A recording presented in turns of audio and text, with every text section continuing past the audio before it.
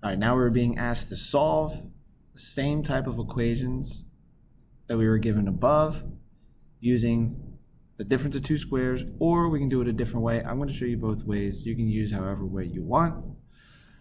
So with example 4, first we're going to use it doing the difference of two squares. So we check x is a perfect square, x squared is a perfect square, 169 is a perfect square, and we have the difference. So we have division.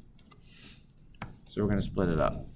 So we have x, so that's the perfect square in the beginning, square root of 169 is 13.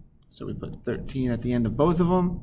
In order to eliminate that middle term when we multiply, we got to make sure that we put a plus sign and then a minus sign in between them, so it cancels out that middle term.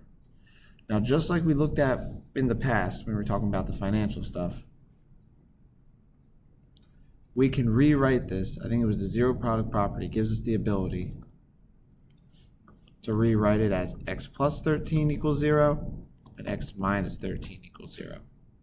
And we solve x for each case. So x is going to be negative 13 and x is going to be positive 13. Meaning that if we graph this equation, it's going to cross the x-axis when x is negative 13 and x is positive 13. Now that's using the difference of two squares. We can also do it with just not following that and just using algebraic properties. So if we look at example 5, we have x squared minus 1 equals 0.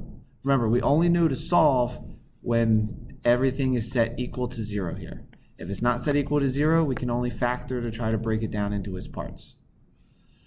So here we are. I would add 1 to both sides. In order to get the x by itself, you square root both sides. So you get x equals 1. Now we got to be careful because on the left-hand side, you notice that the answer was a plus 13 and a negative 13. It's going to be the same idea here. So anytime we take the square root, there's going to be two answers because you can always do a negative times a negative of a number. So we can always do negative 1 times negative 1 to get positive 1, or we can always do 1 times 1 to get positive 1. All right. So in this case, the answer is positive 1 and negative 1. Now the last example is a little tricky. You can still do it either way you want here. I'm going to show you how to do it, I guess, the algebraic way. So we would add 9 to both sides. We would then divide both sides by the 64. So we get x squared equals 9 over 64. Square root both sides to get x by itself. Now we can take the square root of the top, which is 3. Square root of 64 is 8. So we end up with two solutions again, positive 3 over 8 and negative 3 over 8. Remember, this is where if we graph this polynomial, it's going to cross the x-axis at 3 and at positive 3 over 8 and negative 3 over 8.